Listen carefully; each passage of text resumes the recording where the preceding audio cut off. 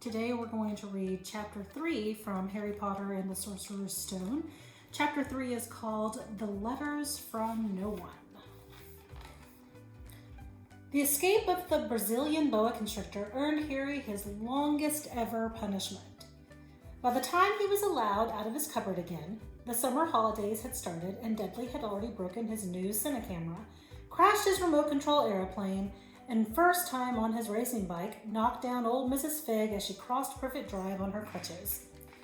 Harry was glad school was over, but there was no escaping Dudley's gang who visited the house every single day. Pierce, Dennis, Malcolm, and Gordon were all big and dumb, but as Dudley was the biggest and the dumbest of the lot, he was the leader. The rest of them were all quite happy to join in Dudley's favorite sport, Harry hunting.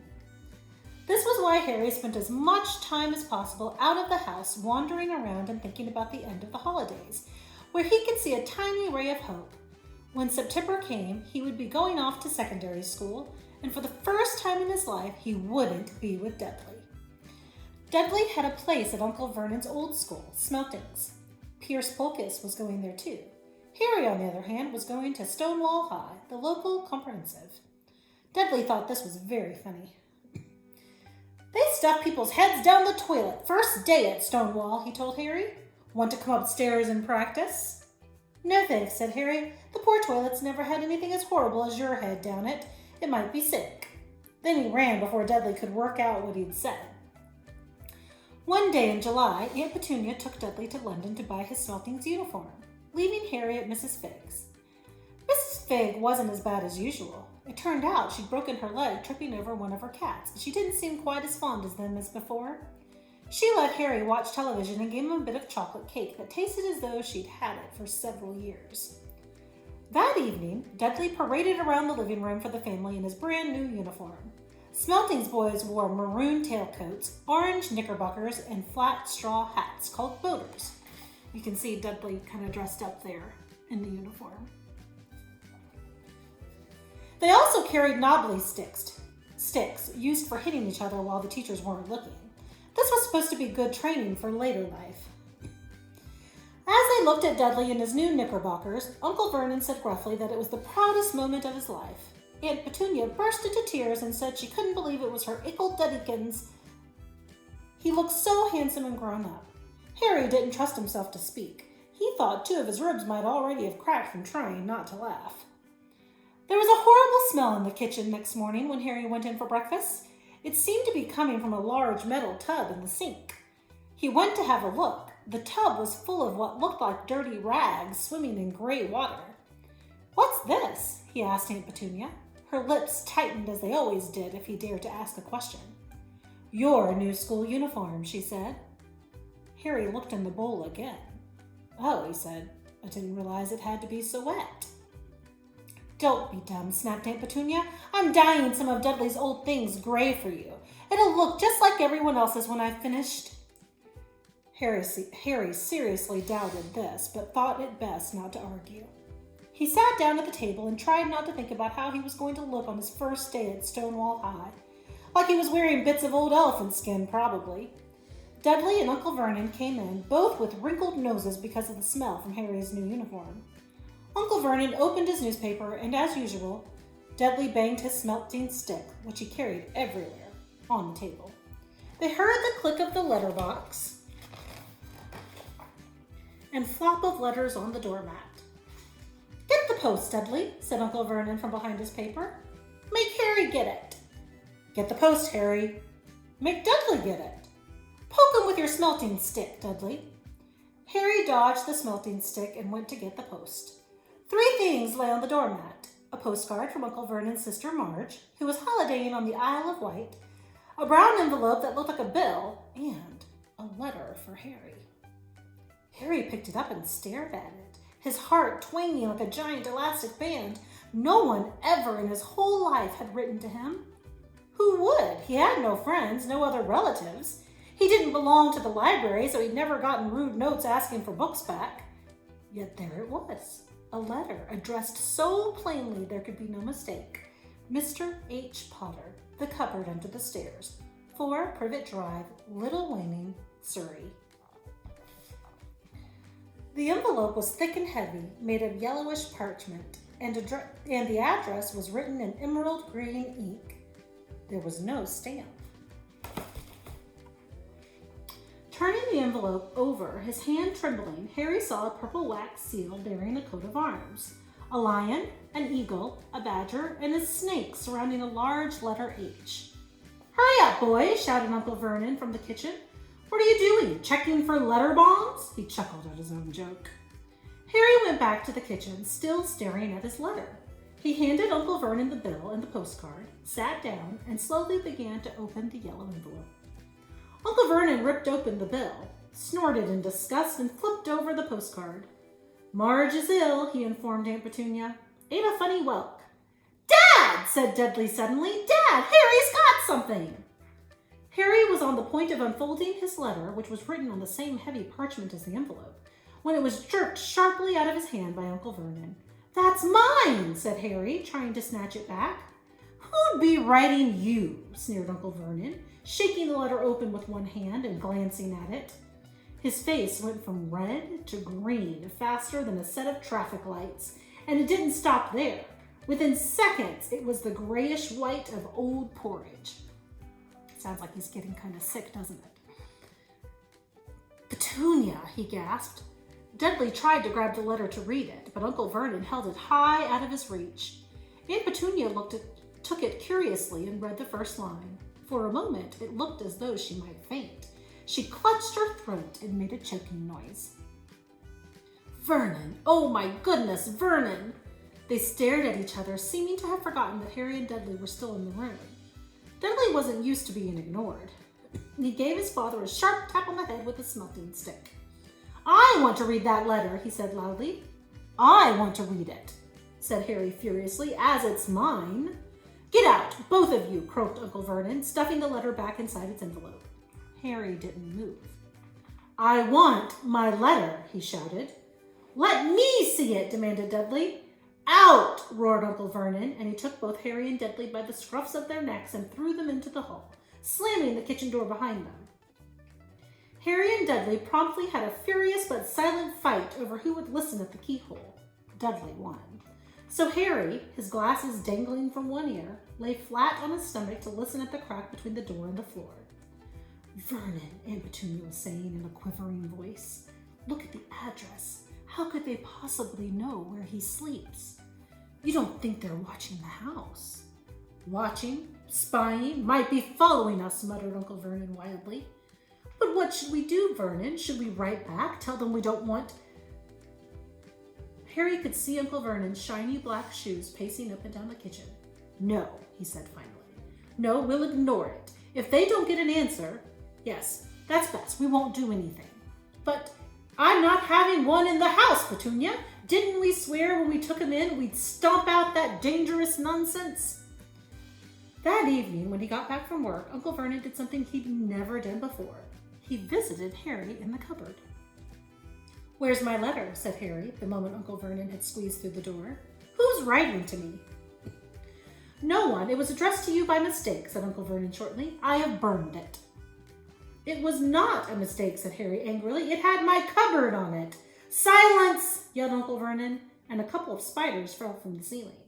He took a few deep breaths and then forced his face into a smile, which looked quite painful.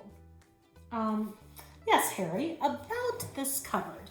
Do you guys remember the cupboard is that the closet that's under the stairs? That's where Harry's room is. About this cupboard, your aunt and I have been thinking. You're really getting a bit big for it. We think it might be nice if you moved into Dudley's second bedroom. "Why?" said Harry. "Don't ask questions," snapped his uncle. "Take this stuff upstairs now." The Dursleys' house had 4 bedrooms.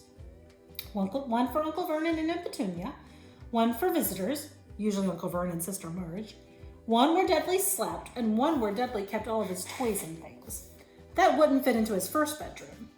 It only took Harry one trip upstairs to move everything he owned from the cupboard to this room.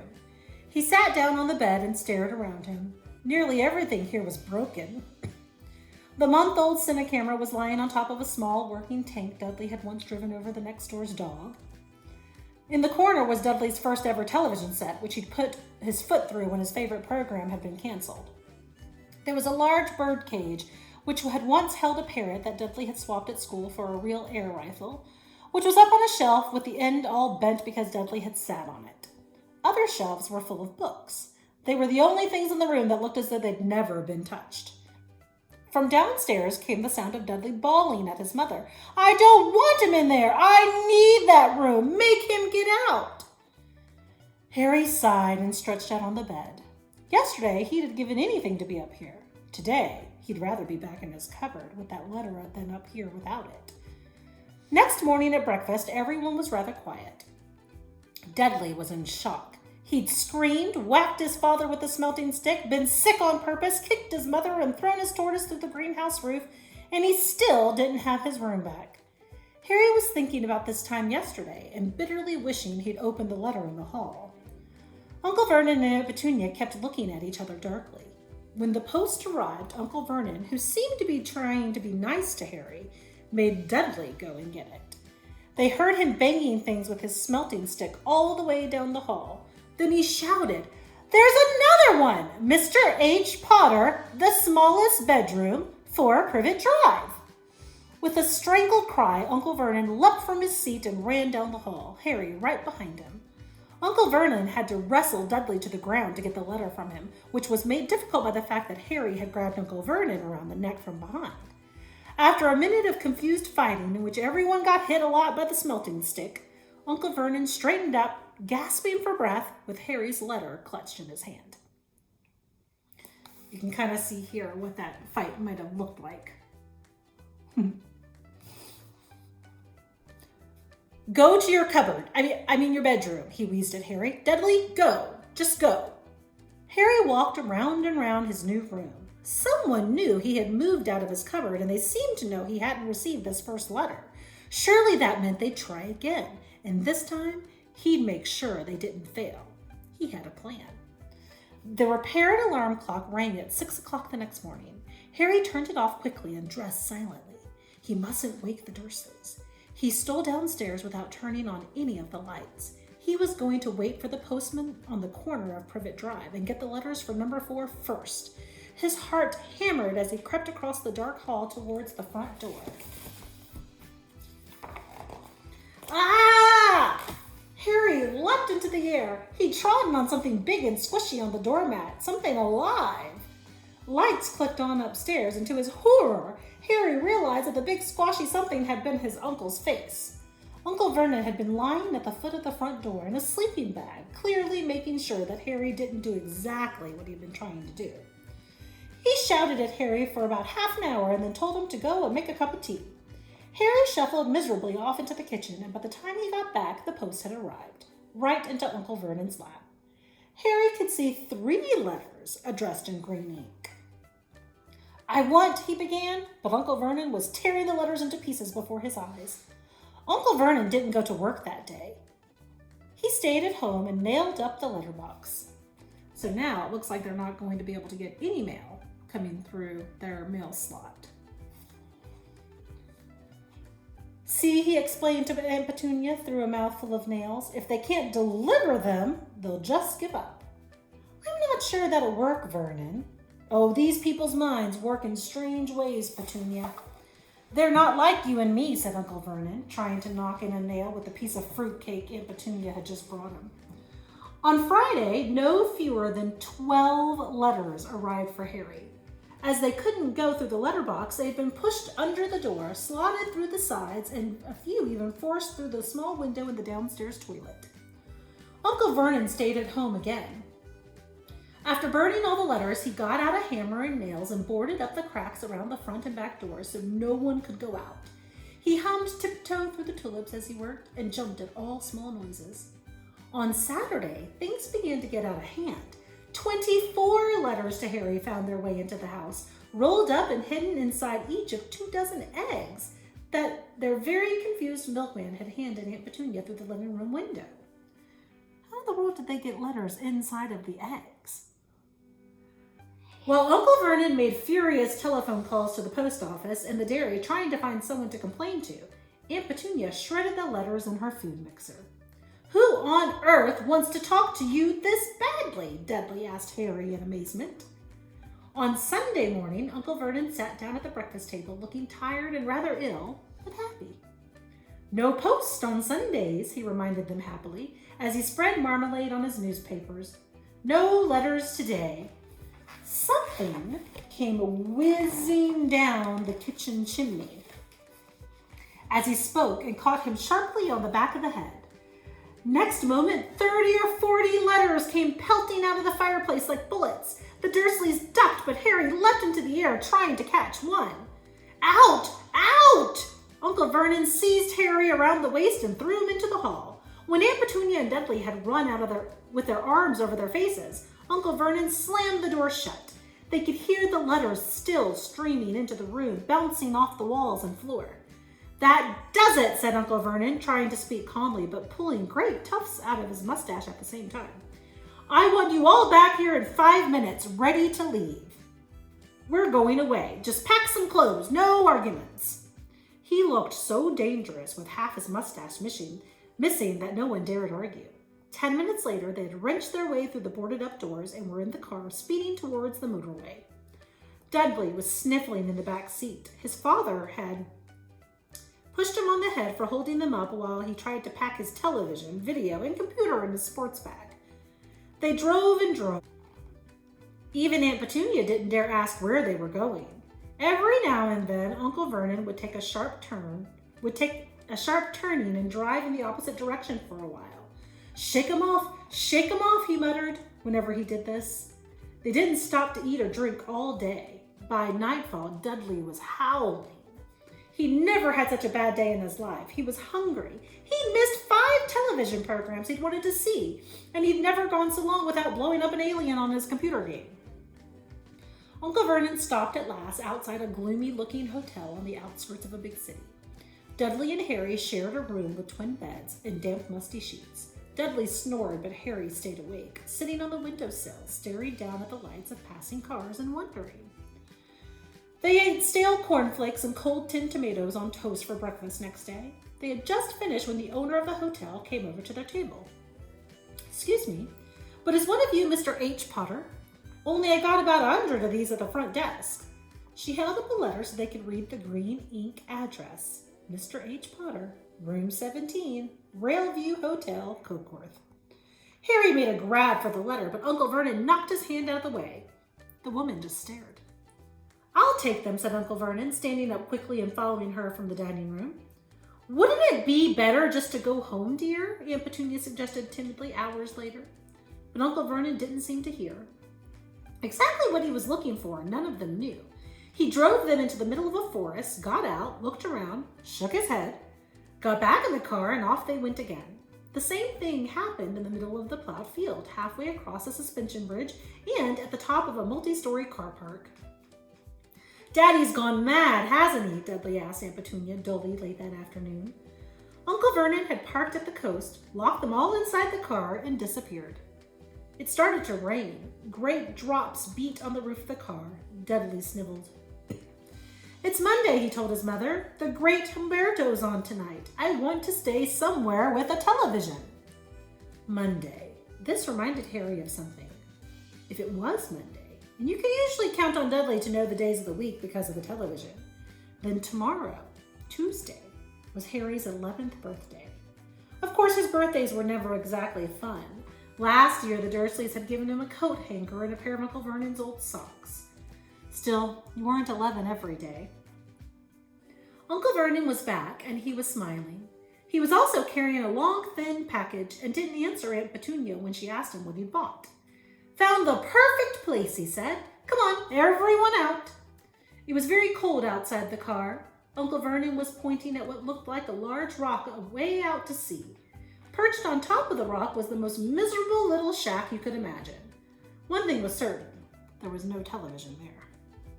"Storm forecast for tonight," said Uncle Vernon gleefully, clapping his hands together, "and this gentleman's kindly agreed to lend us his boat." A toothless old man came ambling up to them, pointing with a rather wicked grin at an old rowing boat bobbing in the iron-gray water below them.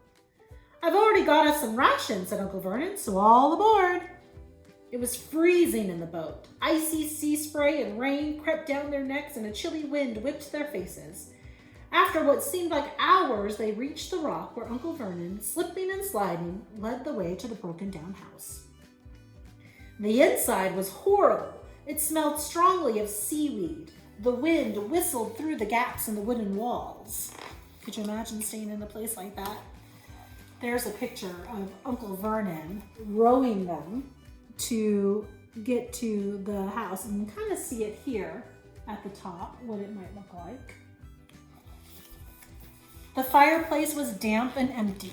There were only 2 rooms. Uncle Vernon's rations turned out to be a packet of crisps each and 4 bananas. He tried to start a fire, but the empty crisp packets just smoked and shriveled up. Could do with some of those letters now, eh? He said cheerfully. He was in a very good mood. Obviously, he thought nobody stood a chance of reaching them here in a storm to deliver the post. Harry privately agreed, though the thought didn't cheer him up at all. As night fell, the promised storm blew up around them. Spray from the high waves splattered the walls of the hut, and a fierce wind rattled the filthy windows. Aunt Petunia found a few moldy blankets in the second room and made up a bed for Dudley on the moth-eaten sofa. She and Uncle Vernon went off to the lumpy bed next door, and Harry was left to find the softest bit of floor he could and to curl up under the thinnest, most ragged blanket. The storm raged more and more ferociously as the night went on. Harry couldn't sleep. He shivered and turned over, trying to get comfortable, his stomach rumbling with hunger. Dudley's snores were drowned by the low rolls of thunder that started near midnight. The lighted dial of Dudley's watch, which was dangling over the edge of the sofa on his wrist, told Harry that he'd be 11 in 10 minutes' time. He lay and watched his birthday tick nearer, wondering if the Dursleys would remember it all, wondering where the letter writer was now. 5 minutes to go. Harry heard something creak outside. He hoped the roof wasn't going to fall in, although he might be warmer if it did. 4 minutes to go. Maybe the house in Privet Drive would be so full of letters when they got back that he'd be able to steal one of them somehow. 3 minutes to go. Was that the sea slapping hard on the rock like that? And 2 minutes to go. What was that funny crunching noise? Was the rock crumbling into the sea?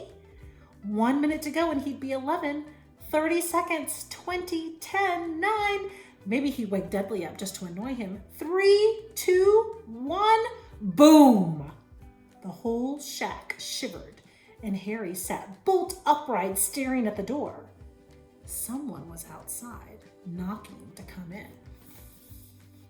Do you guys know who it might be trying to come in? So let's talk about a few things that were different from chapter 3 in the book and what happened in the movie.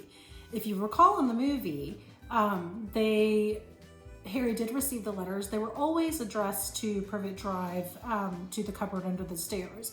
We never saw where it was addressed to the bedroom instead or to the hotel. They didn't show the hotel in the movie. We didn't see all of the angst that Uncle Vernon went through.